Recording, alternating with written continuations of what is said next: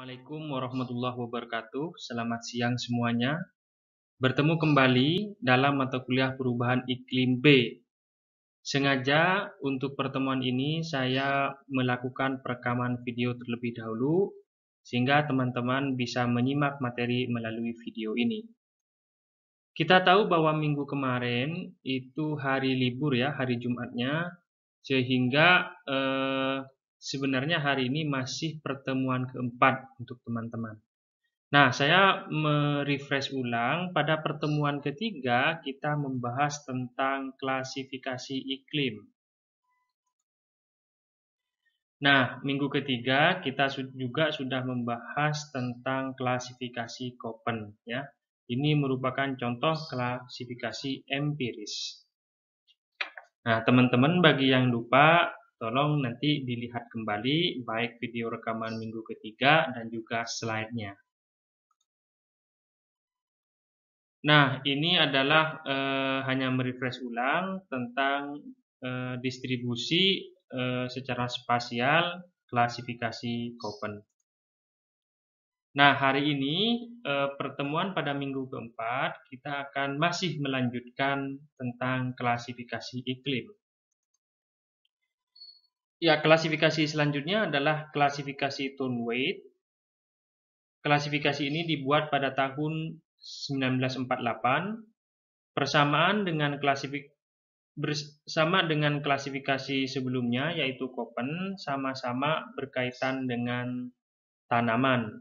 Namun, Köppen berfokus pada pengaruh iklim terhadap persebaran tanaman, sementara tone weight berkaitan dengan parameter iklim yang mendukung pertumbuhan tanaman.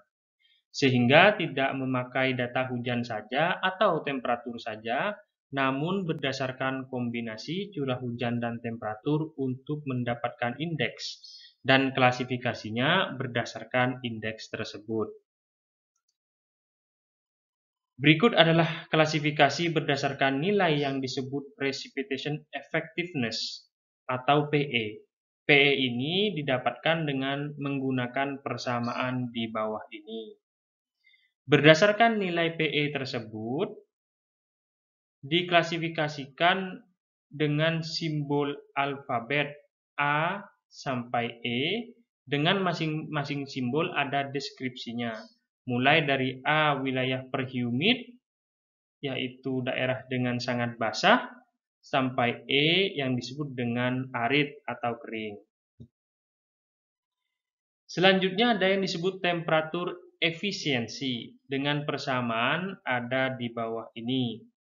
Kemudian berdasarkan nilai TE diklasifikasikan menjadi 6 klasifikasi mulai dari A aksen yaitu deskripsinya wilayah tropis sampai F aksen yaitu frost. Karena berdasarkan data, maka klasifikasi ini termasuk jenis yang empirik. Nah, selanjutnya ini ada klasifikasi genetik yang berdasarkan cause atau penyebab atau driving mekanismenya untuk mendefinisikan iklim di suatu wilayah. Pada umumnya ada 3 pendekatan. Pertama, driving force-nya adalah karakteristik geografis. Apakah itu dataran tinggi, pantai, atau lainnya. Pendekatan kedua berdasarkan energi budget permukaan. Dan yang ketiga berdasarkan massa udara. Dari ketiga pendekatan ini, yang paling sering dipakai adalah berdasarkan massa udara. Nah, setelah ini yang akan dibahas lebih detail berdasarkan analisis massa udara. Apa itu massa udara? Massa udara adalah tubuh udara yang luas, ratusan sampai ribuan kilometer, dengan karakteristik yang seragam. Apakah itu karakteristik suhunya atau kelembabannya? Karakteristik tersebut dihasilkan dari tempat di mana massa udara tersebut berasal, yang disebut dengan wilayah sumber. Pada prinsipnya, massa udara tersebut memiliki sifat yang relatif homogen atau seragam, seperti suhu, kelembaban, dan lain sebagainya. Dengan sifat yang kontras, dengan massa udara sekitarnya, seolah-olah memiliki batas yang kasat mata. Karena massa udara berdasarkan sumbernya, maka meliputi yang pertama, massa udara dingin yang kering yang berasal dari kutub diberi lambang A, yaitu Arktik. Massa udara yang lebih hangat dan lembab yang disebut dengan kontinental polar atau CP, ya, artinya daratan kutub. Yang ketiga, massa udara dingin dan lembab yang berasal dari maritime polar, disingkat MP, yaitu laut di kutub. Yang keempat, massa udara hangat dan lembab yang berasal dari lautan tropis atau maritime tropical yang disingkat dengan MT. Yang kelima, massa udara hangat dan kering yang berasal dari dataran tropis atau kontinental tropis yang disingkat dengan CT. Yang keenam, massa udara dengan lambang E, yaitu dari ekuator. Sifatnya seperti MT, tapi lebih ekstrim, yaitu lebih hangat dan lebih lembab. Sementara tropis atau kutub sebenarnya menentukan suhu. Tropis itu lebih hangat, kutub lebih dingin. Sementara kontinental dan maritime itu menentukan kelembaban. Kontinental itu biasanya lebih dingin, maritime itu biasanya lebih lembab. Nah, bagaimana massa udara menentukan tipe iklim? Nah, ini kita bisa membuat matriks yang baris menunjukkan perubahan antara hangat dan dingin. Sementara bagian kolom membagi berdasarkan kelembaban, yaitu basah ke kering. Dari gabungan tersebut ada tropical wet, mid latitude wet, polar wet, sampai tropical dry, dan polar dry. Nah, juga bisa dibagi menjadi grup, yaitu grup 1 sampai 3, di mana grup 1 ini lebih hangat dan grup 3 itu lebih dingin. Nah, klasifikasi lebih detail bisa dilihat dari tabel ini. Grup 1 massa udara dari tropis. Contoh, kalau tipe tropical wet, massa udara dominan adalah MT atau ME, yaitu maritime tropis dan maritime ekuatorial. Di tabel ini juga ada penjelasan detail untuk grup 2 dan grup 3. Kemudian, ini adalah gambaran skematik global untuk kelompok iklim dan wilayah massa udara dan pembagian grup 1, grup 2, dan grup 3. Ada wilayah tropis kutub, ada wilayah tropis dan wilayah kutub, kemudian ada wilayah daratan atau kontinental dan lautan atau maritime. Nah, ini adalah gambaran pada wilayah dunia dengan warna menunjukkan klasifikasi. Gambaran ini sangat umum dibandingkan dengan klasifikasi sebelumnya, yaitu Köppen dan Thunwirth yang lebih detail. Nah, selanjutnya kita kembali lagi ke jenis yang empirical. Kebanyakan yang tipe empiris dikaitkan dengan vegetasi. Hal ini karena vegetasi sangat erat dengan iklim dan sering digunakan sebagai proksi. Paling tidak ada 5 wilayah dengan vegetasi yang berbeda, yaitu wilayah forest atau hutan dengan vegetasi berupa pepohonan. Selanjutnya ada wilayah gurun, grassland, taiga, dan tundra. Masing-masing wilayah ini memiliki karakteristik yang berbeda dari wilayah lainnya. Nah, selanjutnya kita mereview kembali tentang klasifikasi Köppen. Klasifikasi ini paling umum dipakai. Klasifikasi ini termasuk tipe empirik, menggunakan data yang umum diukur. Klasifikasi utama ada 5, yaitu mulai dari A untuk tropis sampai E untuk wilayah kutub dengan kriteria berdasarkan suhu dan juga berdasarkan curah hujan atau presipitasi. Nah, di samping klasifikasi utama untuk Köppen ada subklasifikasi. Dari masing-masing kriteria utama tadi ada subnya. Misalkan untuk A ada AM, AW, dan AF, yaitu monsun, tegas musim hujan dan keringnya. Untuk yang F itu hujan sepanjang tahun, dan ada yang W yaitu basah dan kering. Untuk tipe utama B ada BS dan BW. Nah, kemudian tipe utama C sampai D juga ada subtipenya. Dan juga untuk tipe E ada subtipenya, yaitu ET dan EF. Nah, untuk tipe AF yaitu rainforest, ini contohnya ada di Iquitos, Peru. Kalau kita lihat garis merah ini menunjukkan temperatur hampir konstan sepanjang tahun. Kalau kita cek klasifikasi tipe A menurut Köppen, suhunya ada di atas 18 derajat Celcius. Nah, sepanjang tahun kalau dari grafik suhunya ada di atas 18 derajat Celcius mulai dari Januari sampai Desember.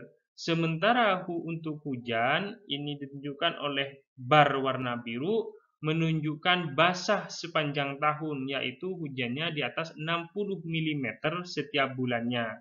Dan ini masuk dalam subtipe F. Kalau dilihat posisinya, Iquitos Peru ini ada di sekitar ekuator, yaitu di lintang selatan 3 derajat, gitu ya. Dan ini teman-teman bisa lihat contoh vegetasi yang ada di wilayah AF.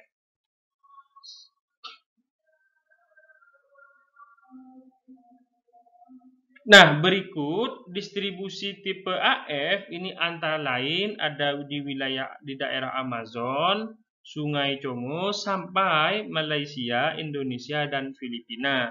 Karakteristiknya adalah suhu tinggi yang konstan, panjang hari yang sama, range suhu tahunan rendah. Artinya jarak antara suhu minimum dan maksimumnya rendah.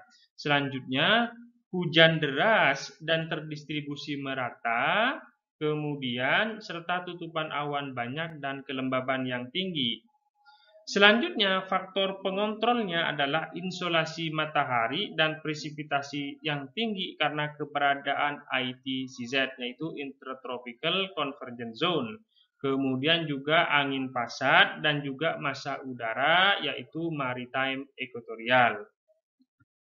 Selanjutnya, ini ada tipe AM, yaitu Tropical Monsoon Climate. Contohnya ada di Mangalore, India.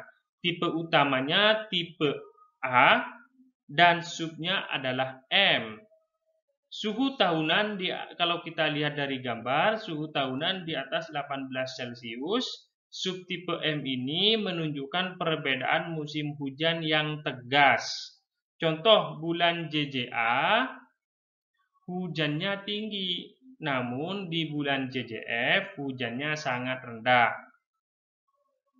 Kalau teman-teman lihat datanya, ini ya, suhu tahunan rata-ratanya 27,05 derajat Celcius, range suhu tahunannya 3,6 derajat Celcius, sangat rendah ya, jarak antara minimum maupun maksimumnya.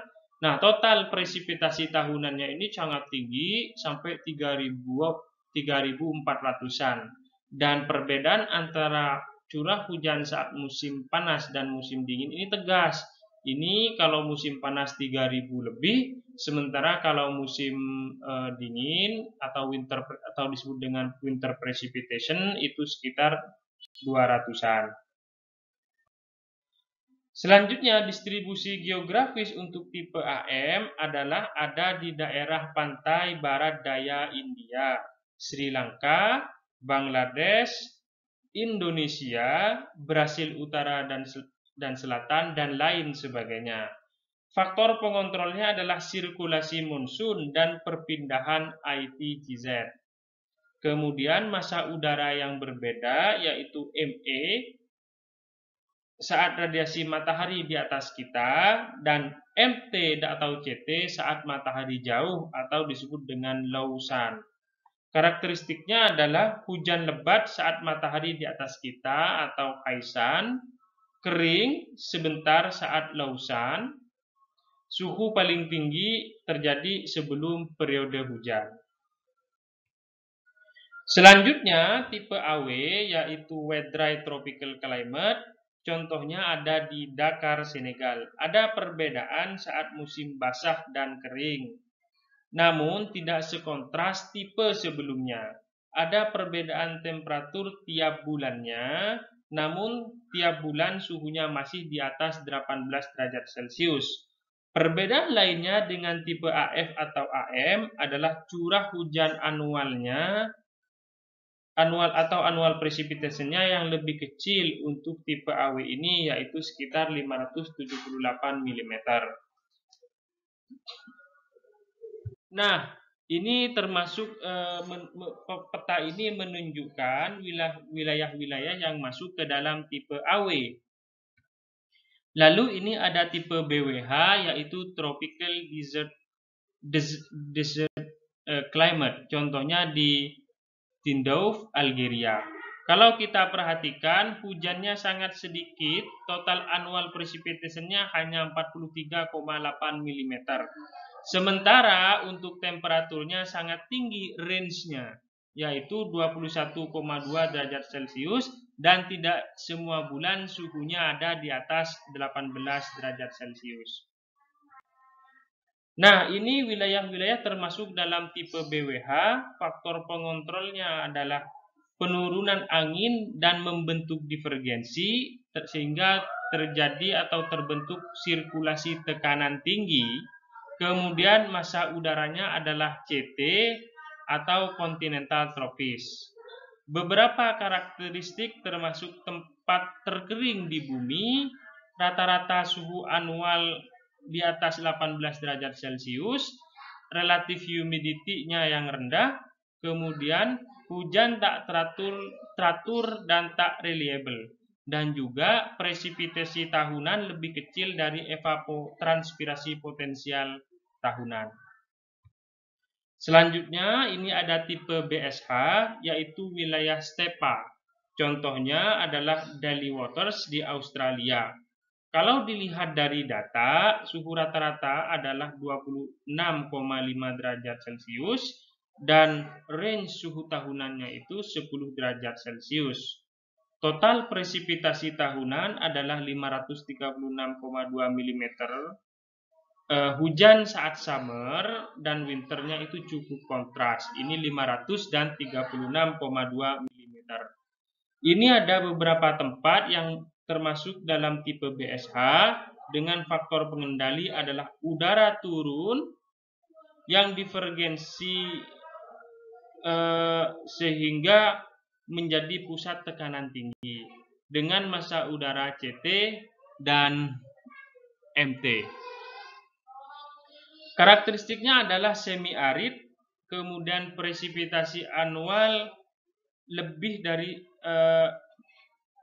dan juga presipitasi annual lebih dari setengah, tapi kurang dari evapotranspirasi tahunan.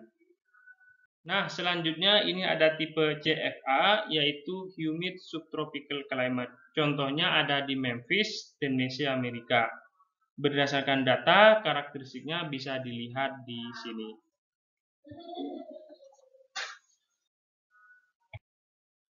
Beberapa wilayah yang termasuk dalam tipe CFA adalah Amerika bagian Tenggara, beberapa wilayah Afrika, dan Australia. Faktor pengontrol adalah lokasi geografis, kelembaban, dan badai siklon. Beberapa karakteristiknya adalah kelembaban tinggi, musim panas sama seperti tropis lembab, dan lain sebagainya. Selanjutnya ini tipe CSH dan CSB, disebut dengan Mediterranean atau Dry Summer Subtropical Climate. Contohnya ada di San Francisco, Amerika. Karakteristik wilayahnya bisa dilihat dari gambar dan juga jenis vegetasi ditunjukkan oleh gambar. Sementara untuk distribusi geografis, faktor pengendali dan karakteristik ditunjukkan oleh slide berikut. Nah, ini masih ada beberapa tip jenis iklim, datanya seperti apa, kemudian vegetasinya seperti apa, teman-teman bisa dilihat, dibaca detail ya. Ini contohnya ada DFH, DFB untuk humid continental climate.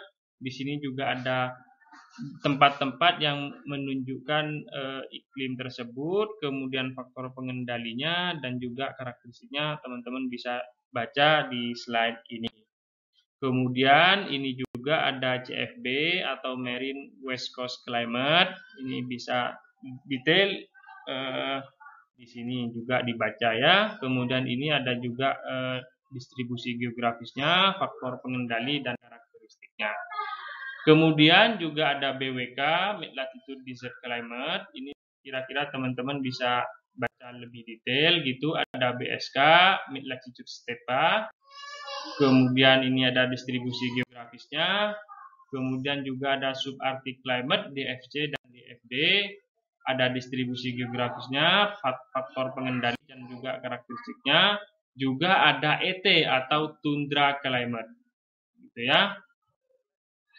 Kemudian juga ada ice cap climate di sini. Ini di daerah kutub itu, dan juga ada distribusinya, faktor pengendali dan karakteristik. Tapi intinya teman-teman bisa membaca lebih detail dari slide ini.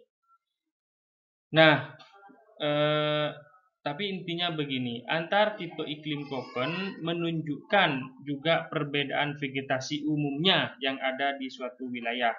Nah, dengan menggunakan data, teman-teman bisa mengklasifikasi iklim Köppen. Jadi, syaratnya dengan memiliki data yang cukup. Tinggal nantinya disesuaikan dengan karakteristik dan deskripsi dari tipe iklim Köppen. Ya, mungkin sampai sini video kali ini. Sampai jumpa dalam video selanjutnya. Terima kasih banyak. Salam sehat, selamat siang, dan assalamualaikum warahmatullahi wabarakatuh.